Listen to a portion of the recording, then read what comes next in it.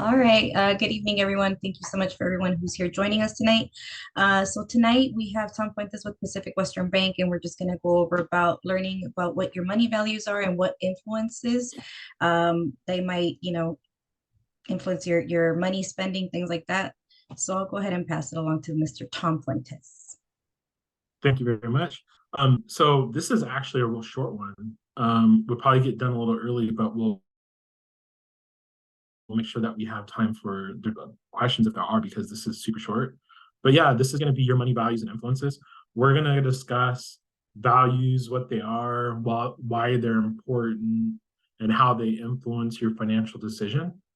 Let's go ahead and skip that real quick. Yeah, so the key takeaway for section one is going to be understanding your values and how they can help you set achievable financial goals. So, what are values? Your values are the people, the things, and the places that are important to you and guide you to make the decisions that you do. Your values are going to shape how you prioritize your time and energy.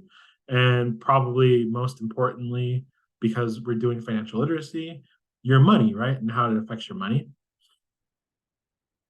There's going to be an apply it in the participation guide that talks about what are the things that matter to you and what values they represent. Definitely something that you can do on your own time after the workshop, but it ends up being interesting because whenever I do this topic, and it comes up a lot when I do the topic for high schoolers, they kind of will, because we'll end up doing it in person, they'll end up writing down things that they realize are not valuable to them, in the sense that sometimes they'll write down certain friends and they'll realize that those friends aren't good influences. So they end up kind of recognizing it as they write it, as an example. All right. And then here's also a try it where you can follow along Valentina and Isaiah and their journey through how they spend their tax refund.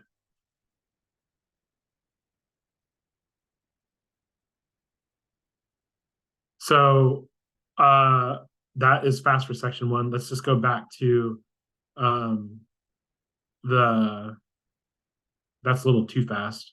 Um, let's go back to our apply it real quick and we'll talk a little bit about that because that's way too fast for section one. So things to consider for the first box, like what are people, things, and places that matter to you? So it's really simple, right? Family, community. If you go to church, for example, your workplace, school, friends. Um, I'm not quite sure I would put this in for younger folks, but I guess something that could matter to you would be like TV or like media, I suppose could be something, even though I think we talk about it a little later. That could influence you and your financial decisions. How often do you watch TV and you see advertisements for the brand new bank app that came out? So, consider that. Um, some other things to consider, like what values might your answers represent. Like I said, if media is one, for example, that could represent something negative. Um, and like when I said when I do this for high schoolers and they end up writing down maybe certain family members or certain friends that they have in their life, they kind of realize as they're writing that maybe those people actually do have undue like negative influence on me, and maybe I should reprioritize um, like who I spend time with, I guess. And it really mostly ends up being the friends that they spend time with. Um, yeah. So just I suppose for this section is just understanding those values, and you can do that exercise on your own because it's very specific and everyone's going to have different answers. Write those down, and then you can kind of end up kind of forecasting how those people, those things, and those places influence your money. So I guess like the bottom line would be like understanding your core values can help you actually frame out realistic goals. And it doesn't even have to be financial goals. It can be anything in your life, really. Um, because you are more likely to keep working toward a goal that brings you closer to to like the life you want and the objectives that matter to you, it could end up being a more possible if you use this approach building towards that goal. So just understanding core values and the decisions be in that, apply it. Okay. So let's go ahead and go to section 2. So we'll discuss goals and money.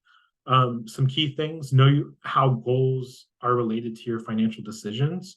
And then this is actually something that isn't just applicable to financial goals. There's this thing called SMART, which we're going to go over. You can set your goals towards this method, and you can really use this guide tool for any objective that you want to reach for. So setting SMART goals helps you achieve your hopes and dreams for the future by providing a realistic plan to follow. So think about what kind of future you want you and your family to have. How would you like your life to look like, say, in like the next few months? But then also consider the fact, like, what about the next few years? And then what about 10 years from now? What about 20 years from now? So it's almost like the idea of kind of being present, but also having forethought to know and set your sights out so that you cast a wide net, so that we're talking about the present, the next couple of months, maybe the next few years, 10 years, 20 years, so that you kind of have a guidepost on the path that you're going to take. So goals are your desired results. Developing a plan will help you visualize how you can actually attain those goals. Setting goals helps you prioritize how you use your money. So it goes towards what matters to you. And it actually will also allow you to measure and track the progress along the way. Setting goals can also help you, or doing the measuring, the tracking towards achieving your goal can actually give you a log on the progress that you made to attain that goal as well. Short-term goals, for example, can take just a week. Some could take a month. Some could take a few months to reach. It just depends on what they are. You may also have longer-term goals that could take months, could even take years. But measuring and tracking in the short term or the long term could be a highly effective strategy. So next, let's go and how we can actually set SMART. SMART stands for specific, measurable, action-oriented, reachable, and time-bound. So ask yourself, like, what actually do I want to accomplish? Why is this important to me? Is it something I really want in the first place? Defining your goal as much as possible would give you a greater chance of meeting it because it gives you something concrete to reach for. Your goal should be rooted in your values. Set goals that matter to you and are a priority in your life. This makes it more likely you'll continue to work towards those goals because there's something that are actually meaningful for you. So that's like the specific part of it. So consider yourself when we're talking about specific, ask yourself those questions. What about measurable? So I want you to ask yourself this: how much? How many? How will I know when I've reached that goal? So in this sense, we're asking you to quantify that goal. It'll help you track progress towards meeting your goal and keep you on track. So measurable, quantifiable, how much, how many, and then how will I know when I actually made the goal? Measurable. What's action oriented, sorry. So ask yourself this question: what specific actions do I need to complete to meet this goal? Could this include actions like changing an existing spending habit or setting up a new savings account. One of the ones I always use as an example as far as changing an existing spending habit. One of the ones I've been doing recently, I have tried to cut down my coffee budget as a function of my job and being a community outreach officer for the bank. I find myself working from home part of the time and being in the office part of the time. So now I try to wait to have my coffee when I get to the office instead of buying it on my own, trying to change a spending habit of mine. Another one that I always talk about in these workshops is not paying or overpaying for shampoo in the retail store. I get it from the dollar store. I spend $1.25 instead of buying something like Old Spice or I'm so out of touch with what is popular. I couldn't even tell you. If it's not at the dollar store, I don't use it. And you can see that I don't really have much hair left anyway. So I one bottle lasts me a long time. But anyway, yeah. So it's like, well, can you identify any spending habits that you want to change? So that's action oriented. Sorry. So let's talk about Reachable. So I want you to ask yourself with Reachable, is the goal something I can actually reach? Is this something that I can attain? Your goals don't need to be easy by any stretch of the imagination, but they shouldn't be impossible either. So I'll give you just a silly example of this, right? For myself personally, I do not have a goal to be a billionaire. One, I honestly think it's not logical for myself to think it would be reachable. And quite frankly, that kind of doesn't interest me. It's not anything that, I don't know, it's just not interesting to me. So that would be an example of something that's not reachable. Another thing for myself, because I can only give myself as examples, I do not have a goal to own like a Ferrari or like a luxury car. One, why? Well, those don't really interest me. It's not anything I'm interested in. And the other is that even if I had the enough money one day to do that, I'd rather spend it on something else. So I don't really see that as being really reachable. Anyway, so just make sure it's something that you can actually get. Make sure it's possible. Don't have it be so easy, but don't have it be where your goal is to live on Mars or something. That's silly. But we could put it as a part of our dream journal. Yeah, that's pretty good because I think it is important and healthy to aspire to want more. That's cool, but not as a part of our SMART goals. So lastly, for SMART, time bound. So what I want you to ask yourself, when will I reach this goal? Goals should have a clearly defined time frame. I think the one thing, and we'll use this as an example because I'm currently in the process of trying to change my diet a little bit. It's not because of anything more than I just want to try to get a little bit healthier.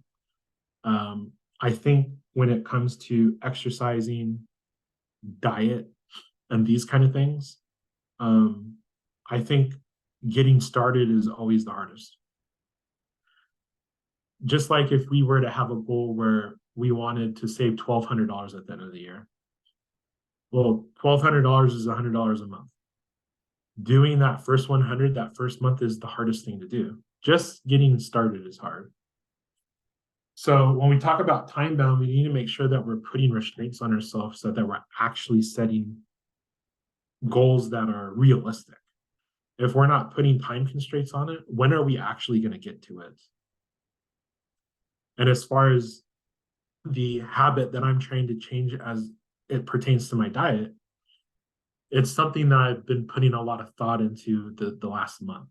And I'm trying to set some time-bound restraints around that so I can start seeing some progress in changing the foods I eat, and so on and so forth. So always the first step is the hardest one to take, but make sure that they are time bound. Otherwise, we're never going to get around to doing these things. Okay. Now, there's a smart exercise. It's a scenario that talks about a family and how they're going to set smart goals. Feel free to do this on your own time after the workshop, but the scenario is they are buying school supplies and clothes. So definitely something that you can go through to fill out and see if the goals that they lay out in the scenario meet that criteria of what we talked about. So in closing, for that criteria, setting smart goals helps you achieve your hopes and dreams for the future by providing a realistic plan to follow. And just like in the exercise for the SMART goals, the thing that we're trying to do in that scenario is we're trying to make sure that they are specific, measurable, action-oriented, reachable, and time-bound. So let's talk about one thing real quick before we move on. One of the other things I kind of, and this is fresh in my mind because I actually did this workshop at a high school Tuesday. Today's Tuesday. It was a week ago. And one of the students raised his hand and asked me, because what I wanted them to do is I wanted them to come to class with a goal without them knowing what SMART was. And I wanted them after the workshop to see if their goal that they had wrote before they learned all this was SMART. So when we went into that last post exercise, we all shared together and they shared with me what they wrote down. And one of the students asked me, hey, so question, if my goal doesn't meet all criteria, if my goal is missing one of these things, is it a good goal? And the answer is no. In order for it to be SMART, or in order for it to be a well thought out goal, it should meet every bit of this criteria. Okay. And he said, oh, okay, that makes sense. So we want to make sure that it's specific, measurable, action-oriented, reachable, and time-bound, because these are the 5 necessary constraints that we're going to put on so that we can actually achieve what we're setting off to do. So this is a good exercise because as you list out the goals, one of them may not fit, which means that it's not a good goal. Yeah, so our key takeaway, SMART, so that and remember, SMART doesn't only have to be correlated to money. Now, of course, this is financial literacy, and we're talking about your values and influences when it comes to your money, but SMART can be used for anything, okay? Can you give an example, please? Oh, sorry to interrupt you. No, yeah, Can you give an example how we could use SMART on I absolutely can. Yeah. So I'll give you an example that I give the high schoolers. It's kind of specific, but it's the one that's fresh because we just talked about this a week ago. So one of the goals that we kind of do a hybrid of this because we do it in person, so I'm able to write on the board. So usually before we actually start the workshop, I'm writing on the board. And usually our base point is how to save $1 million. Okay. Now, the reason why we use this baseline is because when we're in high schools, we're talking to kids that are 13 to 18. So we're under the assumption that they're not dealing with things like debt. We're presumably assuming that they don't have bills to pay. We're just trying to get them like oriented to the idea that a little bit of money saved can really take you a long way. So I'll use that scenario since it's fresh in my mind. So we would say, my goal is to one day have $1 million. And well, quite frankly, we start with that and we're talking to high schoolers and they go, well, I guess that's a lot of money. I've heard that that's a lot of money. Being a millionaire is pretty cool. When in reality, $1 million is not worth what it used to be. In fact, adjusted for inflation, $1 million in 1980 would be over 16 million. It shows you how Whoa. degraded the idea of a millionaire is. So, but we still use it as a baseline because the math is really easy. Now, here's the math. First thing we say is saving $1 million specific? It's so specific because we want to specifically save $1 million. So we get to the measurable portion and we say, okay, the class I had on Tuesday were seniors, so they were 17 and 18. So we use the measurability like this. You're 17 and the legal age for retirement in the United States is 67. You have 50 years to save. So that's the time-bound aspect of it. This is time-bound because now we've set it to be over the course of when you're going to be working and when you're going to retire. So there's your time-bound aspect of it. Also, you have 50 years to save $1 million, and then from there you would like break it into specifics, how much money each year I have to save, and then how Yeah. much month, and then how much week. Yeah, Oh, so here's okay. the measurable part. Here's the measurable part of it. Well, how do we measure it? It's actually super easy. What we're going to do is we're going to save $100 a month.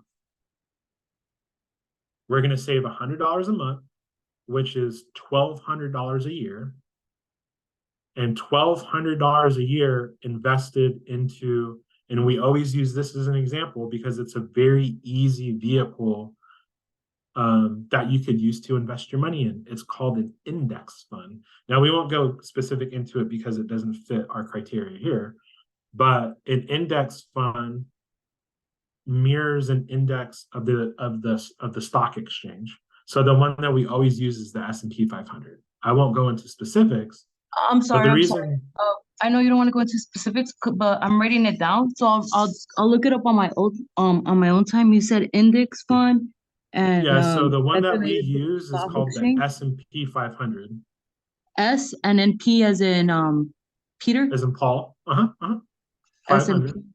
Okay. And the reason we use this one is because it's existed since 1921. It has over 100 years of data and research at our disposal to see if it's been successful.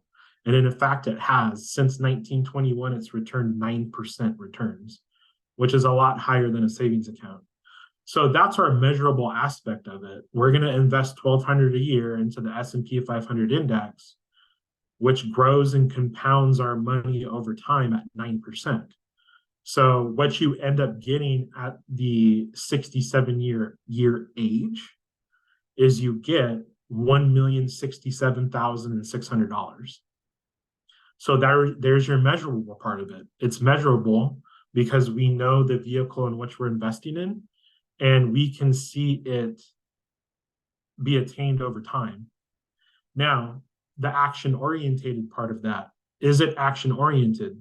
Well, it absolutely is action-oriented because we're investing our money into a physical asset, the S&P 500 index. Is it reachable? It absolutely is reachable. We just showed you the math on how it's attainable. So that right there would be an example of a goal that fits all the criteria, okay? Sorry to interrupt you, but as far as the S No, and yeah, P fund, have yeah. you invested in it, and like would you vouch for it? I know you can't give me 100% it's guaranteed, but from your experience, does it actually work? Is it something to look into? Yeah, so again, remember, this is financial literacy.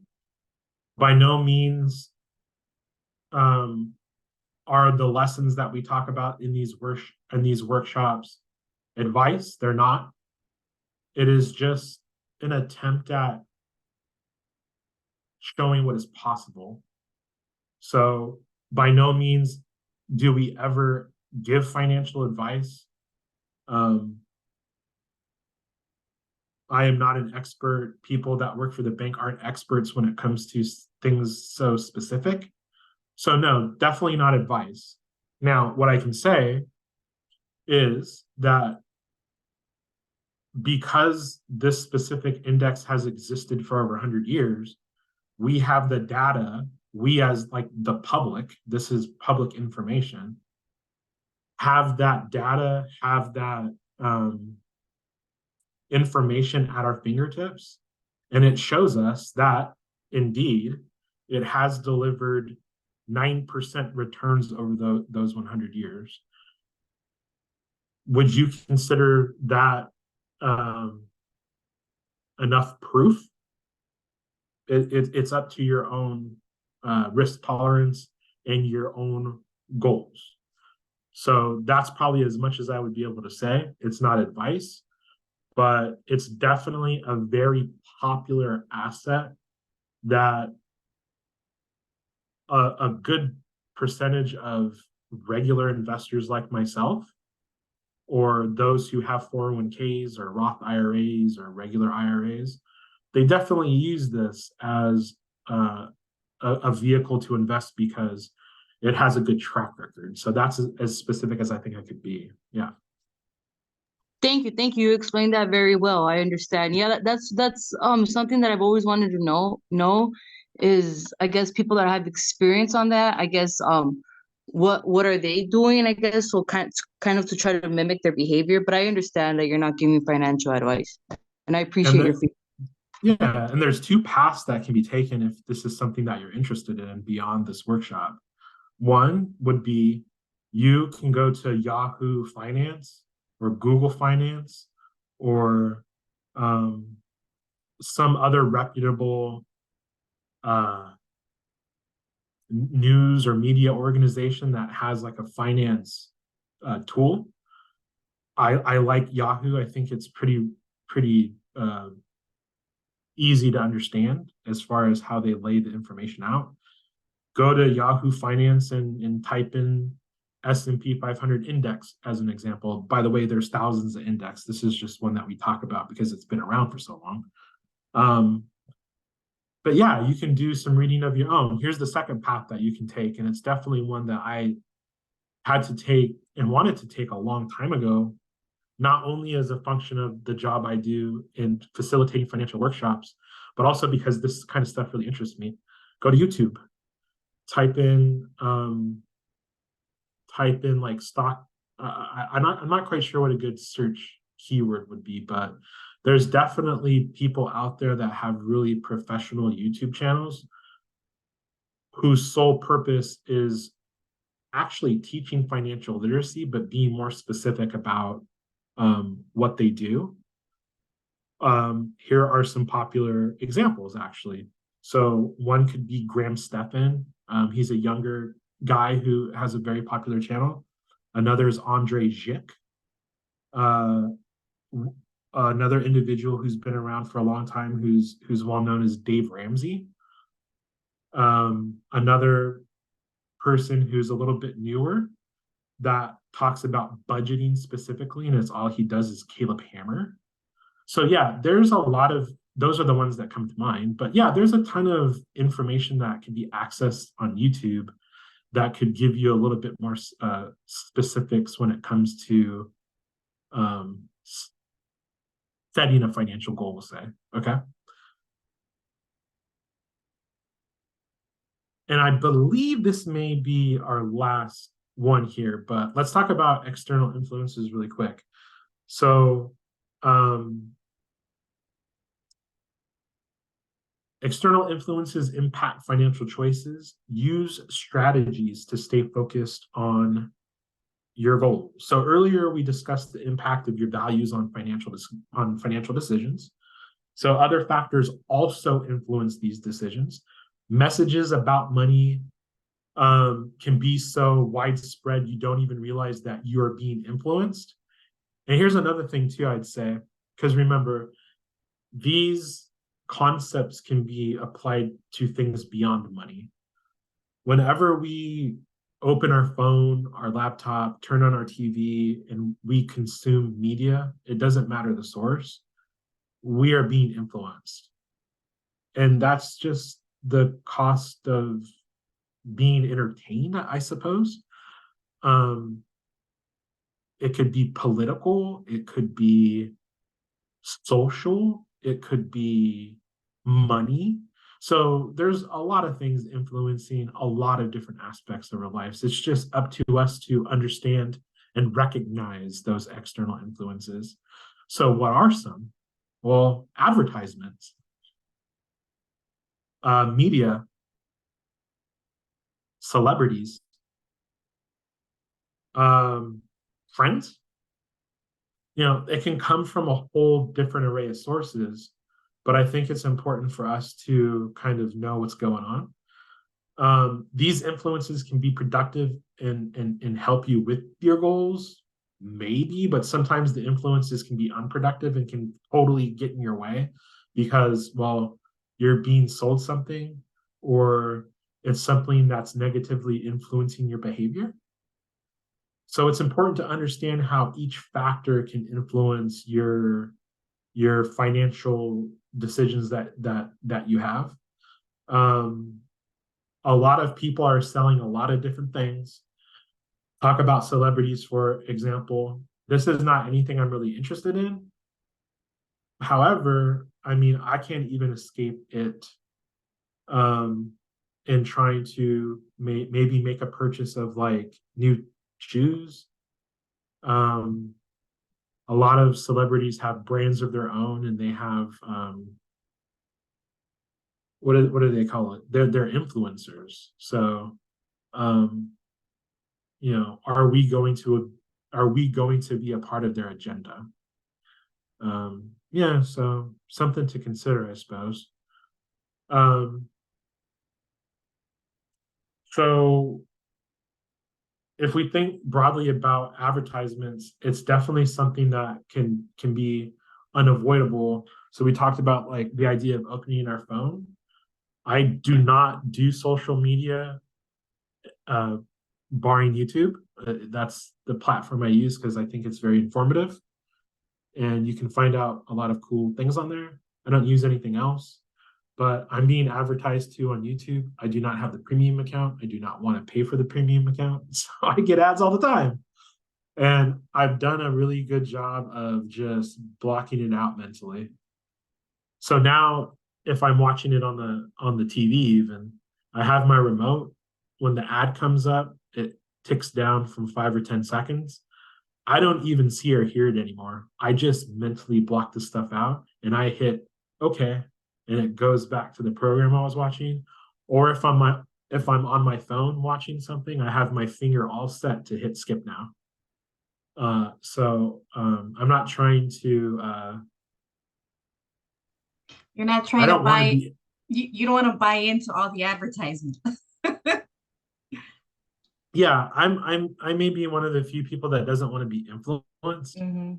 I just want to be Tom and live a Tom life, whatever that means. But I don't want to be influenced. So, of Can I add to that? Can I add to that? I actually, course, on my Google and on social media, I don't know what I did to get there, but I go to the settings and I adjust it to where the advertisements are not targeted towards me.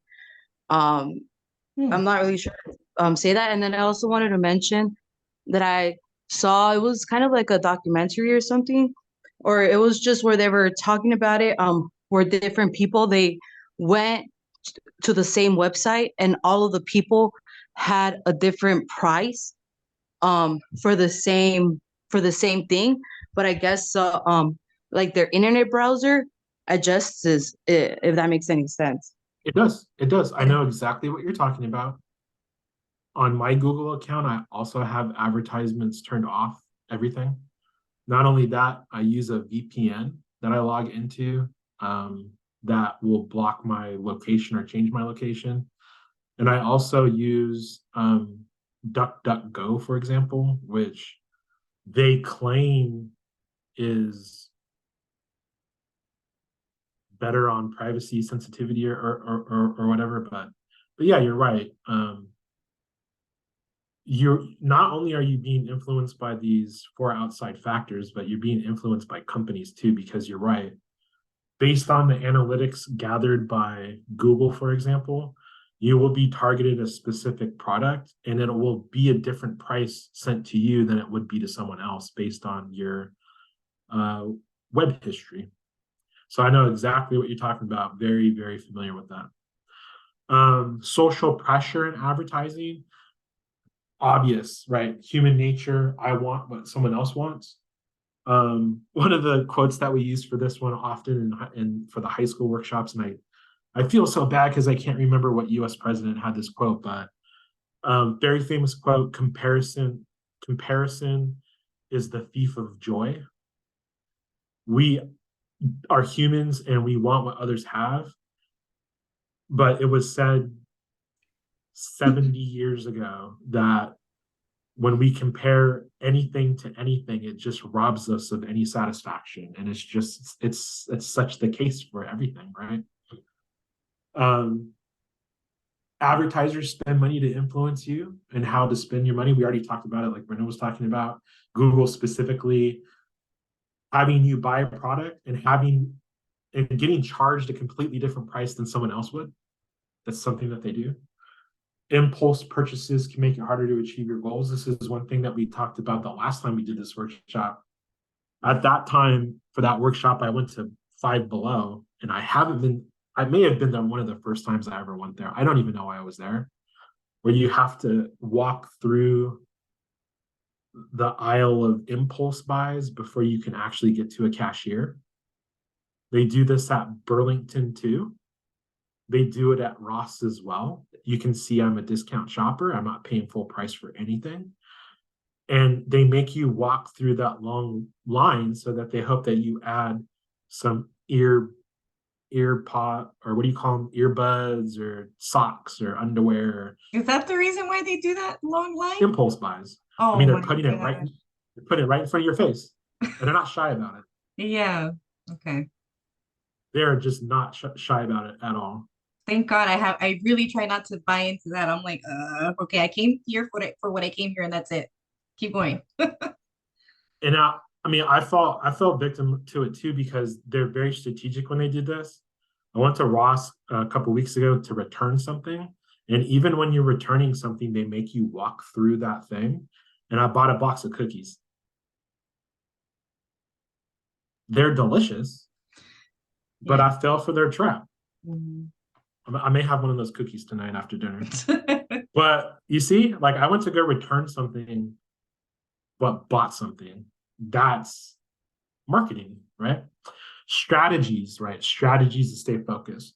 Recognize tactics. We just talked about it when I went to Ross. They're going to put that stuff right in front of your face. Resist the urge. Notice when and where you're tempted, and control your environment and build in a pause. When I was returning that item, I should have said time out. This is not good. But I gave in, right?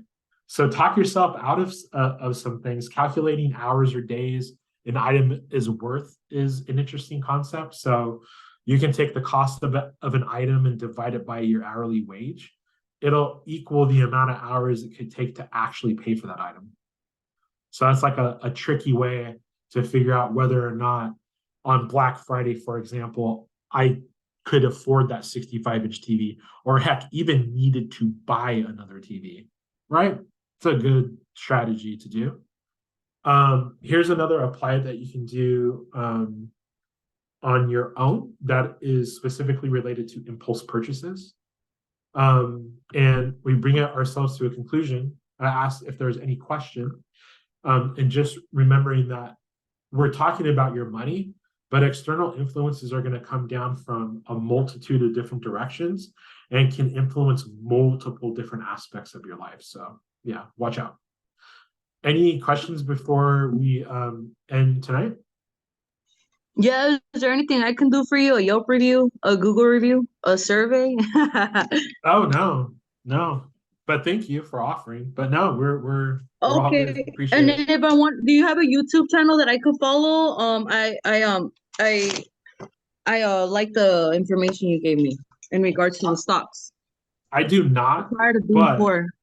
but there are some really good ones on YouTube that you can look for. Yeah, I wrote them down. You And wrote then, them down? Okay. mhm. And then, Yeah. Lisa, Yeah.